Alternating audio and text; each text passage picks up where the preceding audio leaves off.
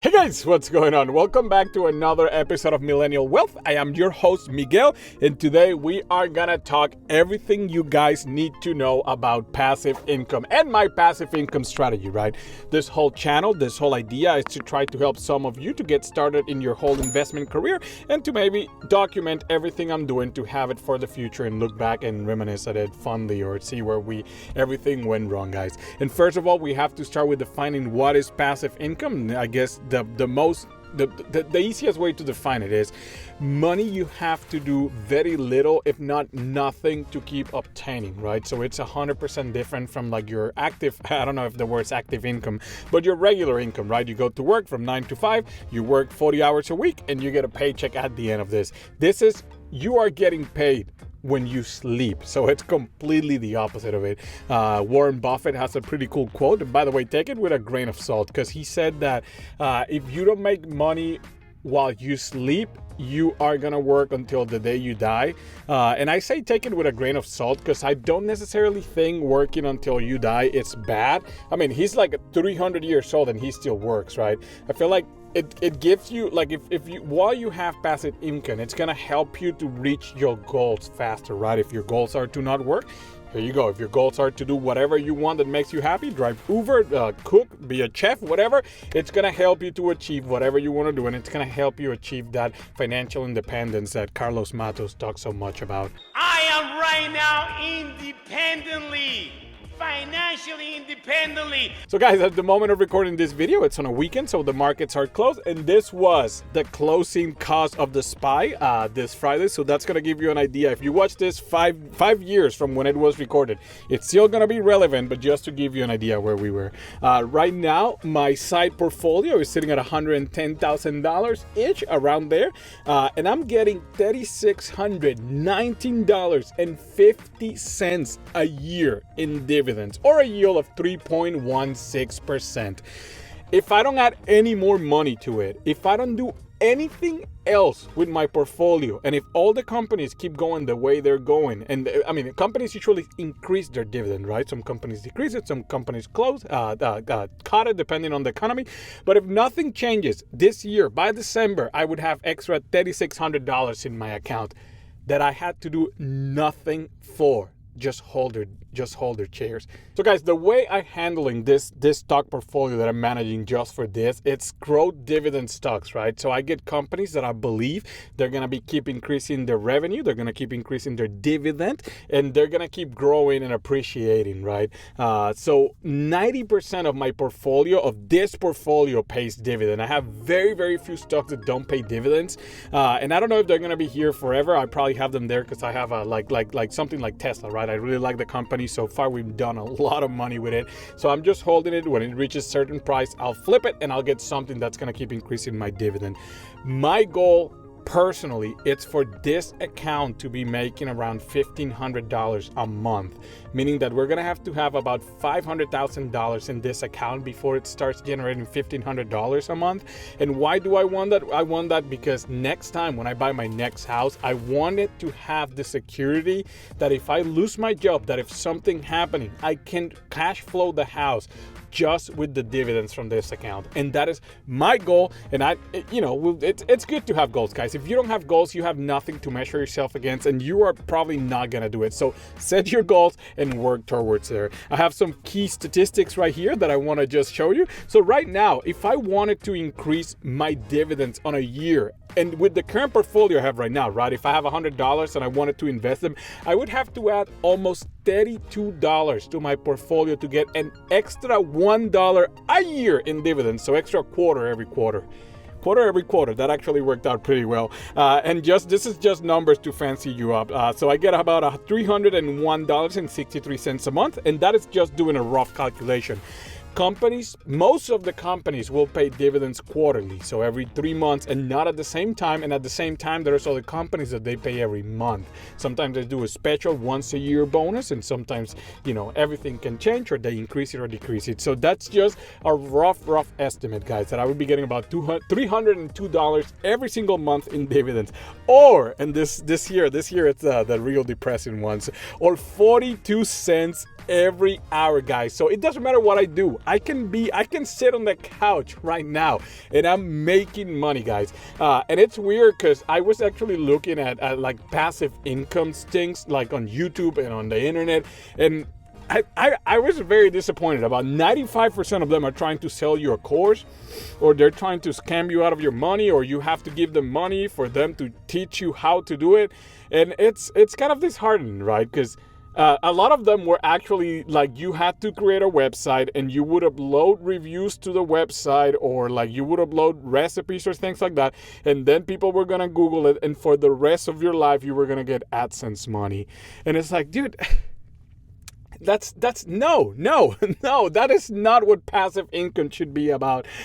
So right now, and I made this right here for me to feel better about it, but I guess I'll share it with you. Every single night, guys, while I'm sleeping, I'm getting anywhere from $3 to $4, and I think that's very nice, guys. And if that doesn't entice you, I don't know what it does. So right now, right, I have a full-time job. I have YouTube as my other source of income, and then I have other things that I do with YouTube. I don't need that money, right? So everything I'm doing right now is I'm just reinvesting it. I'm just putting it back, buying more stocks every day. Like this week, I think I got about $200 in dividends. So I just want to go ahead and bought a few more shares of other companies that I like. And by the way, everything I've said so far, 100% ignores the appreciation of your main assets, which is like your main portfolio. I'm just talking about dividends. I'm not talking about anything else. So if you want to take something, and I know this is very arbitrary, right? Like 2019, that the S&P 500 went up about 30%. And I know this is very arbitrary because right before 2019 started, it dipped a little bit. But just bear in mind here, right? The market will go up about 7-8% every single year. You are taking your dividends without touching that. So, you know, it may not be as much as 8% if you're not reinvesting it, but you're always going to have that there, that it's going to keep growing and growing and growing. And you know what? While it grows, your dividends is also going to grow, guys. There's companies that have been increasing their dividend for 60 years. And it blows my mind to think about a company just increasing year after year their dividend for 60 years. So those are the companies that you guys have to be looking, you know, at least to start. And today, guys, I'm gonna break for you some of the most important things that you have to do when you're looking for dividend stocks, guys. And number one, it's gonna be the yield, guys. So the yield is depending on the price of a share of my stock. I'm gonna pay you this percentage of that, right? So let's say you have a company that a share is $100 and they yield, I'm gonna keep it very simple, 10%, which it's way too much, and there's something fishy, but just to keep the numbers fine. That means that this share that cost me $100 every single year is gonna give me $10. If they pay quarterly, then it would be like $2.50 every single quarter. So that is what yields means. You're gonna see companies all the way zero, right? Like Facebook doesn't pay a dividend, Tesla doesn't pay a dividend, all the way to, I don't know, it's 8%, like a REIT. Like I own a few REITs, and I'll get into it in a minute here, and they pay really high dividends. You're gonna see other companies, but usually the medium is around 2%. So like SPY, which is one of the index funds that I invest in, they pay 1.75% dividend. And there's also some index funds that they only do dividends, but I'll cover those in the future here. So the second thing that you guys have to look at is the payout ratio. And I promise it's simpler than what it sounds. Okay, so I'm going to give you an example. This year I made $100, right? So I paid 50% of my $100, so $50. What happens if next year something really bad happened to the market, or something really bad happened to my company, and all of a sudden this year I made $50? So now I don't want to decrease my dividend, because decreasing the dividend is going to make a lot of people bail on my company, right? And it can tank my whole price. So I want to keep them happy. So I don't necessarily, I'm going to increase the dividend. I think it was a one-time thing, and I think we maybe are going to recover from that. So I'm going to keep it up at $50. So now every single cent I made goes back to the shareholders. So that's 100% payout ratio. Say next year I made $40. Now I'm not in the negative, right? Now my payout ratio is way too big. I'm giving money. I'm giving more money than the money I'm bringing in, guys. That is not sustainable. And there's some companies that will even go into debt to do that. And I think at that point is when you have to reevaluate the company and think like, are they just going through a slump? Are they just reinvesting way too much money? Are they gonna grow next year exponentially, or what's happening? Because that is not sustainable, guys. You cannot spend more than what you make, because if you do that, that's how we end up with a few $1 trillion in debt like the United States is right now. Or what was it? 70% of Americans right now, guys, don't have $1,000 into savings and they live paycheck to paycheck. That's how that happens when you spend more than what you make. So negative payout ratio also applies to your life. Don't have a negative payout ratio in life, guys, because it's not going to work out.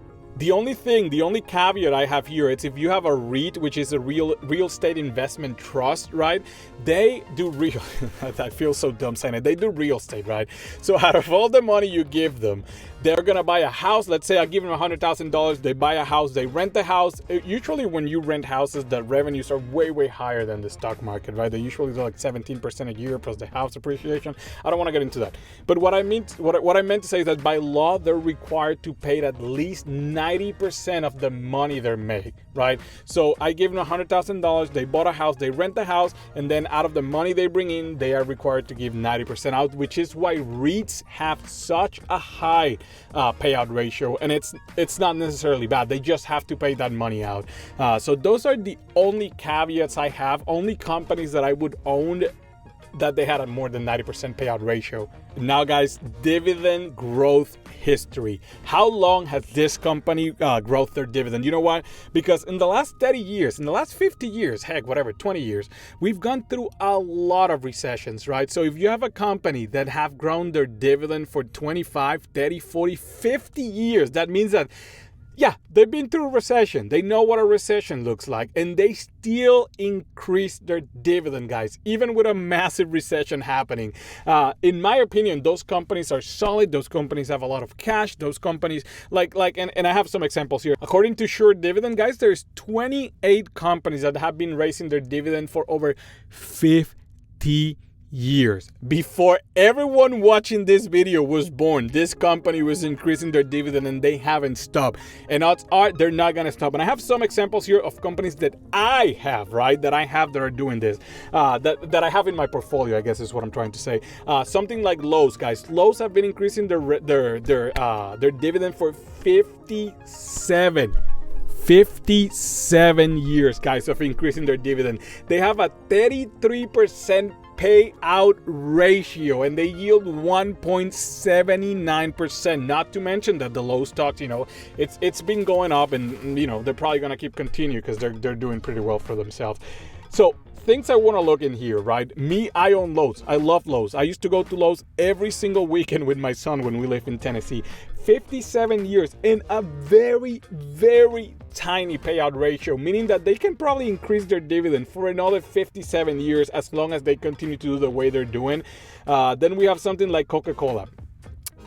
Coca Cola is recession proof. We can have the biggest crash in the history of the universe. And we're still gonna drink Coke, right? You're still gonna go out and you're gonna see people drinking Coke. People in the fast foods are still gonna be drinking Coke. It's just always gonna happen, right? Coca-Cola has been increasing their dividend also for 57 years. They have a little bit way higher payout ratio at 71%, but they yield 2.77, so almost a 1% more than Lowe's. Then we have something like P&G, Procter and Gamble. You guys ready for this? Because this one really blew me away. 63 years, guys. 63 years of increasing their dividend. They have a 60% payout ratio, and they yield about 2.36%. Then we have Johnson & Johnson, 57 years of increasing their dividend, 42% payout ratio, yes, and 2.56 yield. And they just had earnings this past week, and they killed it, guys. So, it's companies that they're going to be here in 50 years from now, because you know why? People are still going to be drinking Coca-Cola in 50 years. Maybe this video, can you imagine in 50 years from now, someone's watching this video and making fun of me because Coca-Cola went bankrupt like the year after I made it?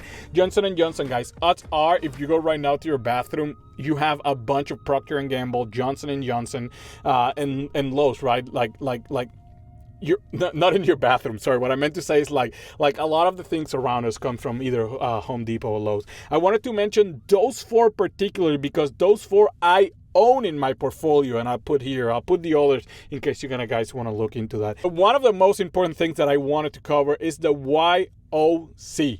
Yield on cost, guys. It's one of the most important things. It's one of the things that I salivate about. We always talk about how important compounding interest is, right? Like this money you get right now, if it's invested, it's gonna grow so exponentially. But we rarely talk about yield on cost. And what that means is that right now, today, let's say I buy $100,000 worth of Lowes, right? They've been increasing their dividend for 57 years. Let's say they increase it for the next 30 years, right?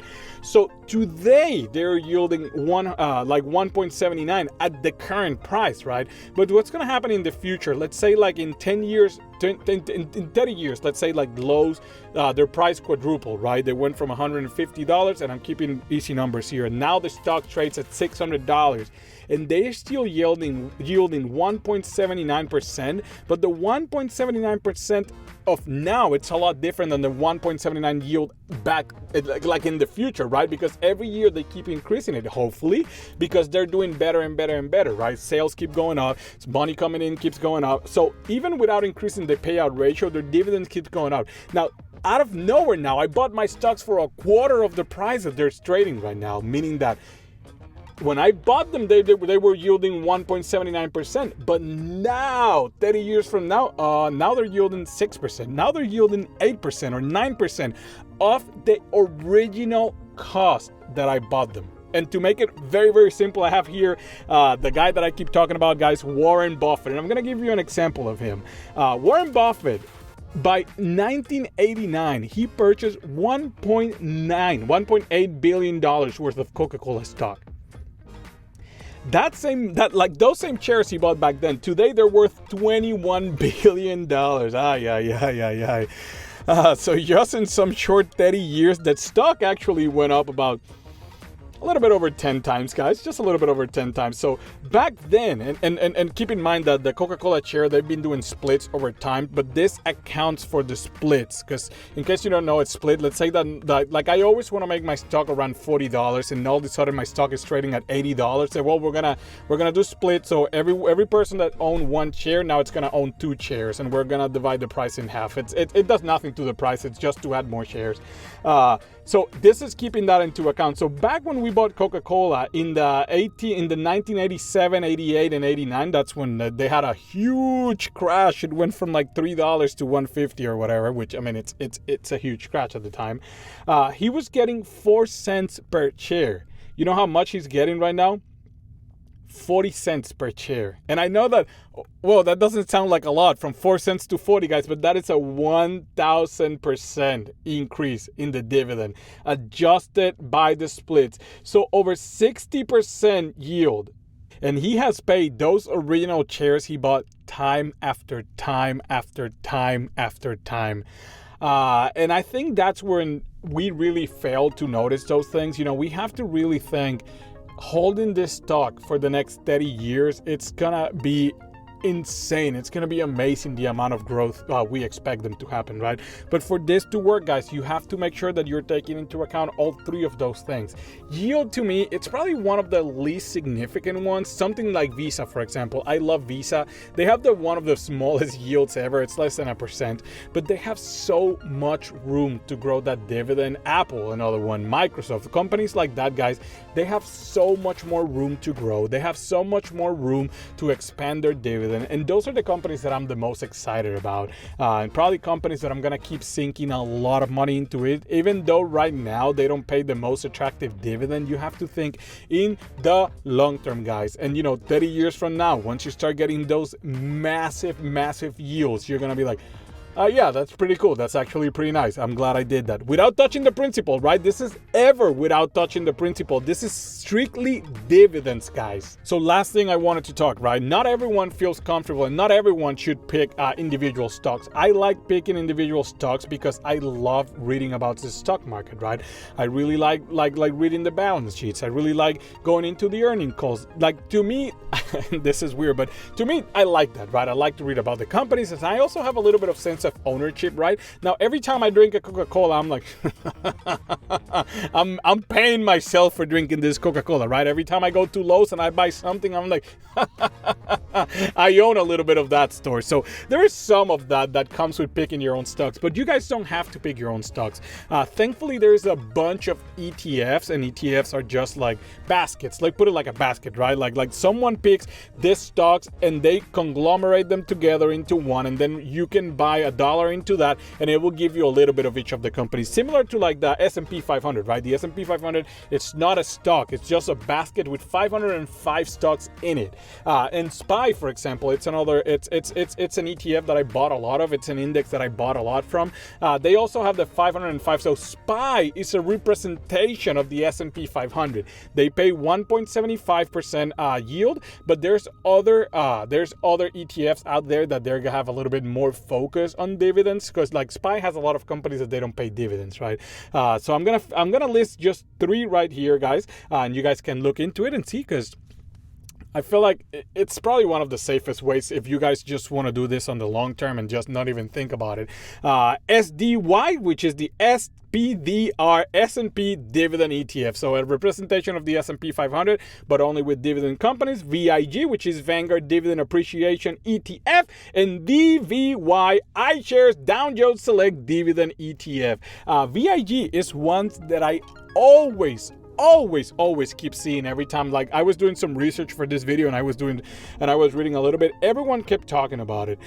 So anyway, guys, I'm gonna wrap it right here with this video, guys. Let me know if you have any questions down in the comments, and I'll be happy to answer them right now. But remember, guys, and I hate to say this because I say it on every video, don't start investing right now if you're in debt. Number one priority should always be get out of debt, kill those credit cards, those car loans, get student loan debts, whatever the loans you have, whatever the debt you have in your life, try to get rid of it, except your house. Because then you can use all that money that you're going to save and just invest in. And then you're going to be able to grow that dividend. Then you're going to be able to grow that passive income, guys. And whatever your goals are in life, this is going to make you achieve it. It's going to give you all of that financial independence. It's just going to be great at the end of the day, guys, once you are sleeping and you know you're getting paid for. So anyway, guys, again, I'm going to wrap it up. Let me know down in the comments, do you have a passive income strategy? Do you have a different passive income method that I didn't talk about here, because I only talk about stocks. I didn't talk about anything else. Do you guys have some companies that I should maybe look into it? But anyway, guys, thank you all for watching. I hope everyone's having a fantastic time, a fantastic day, guys, and I catch you all later. Bye.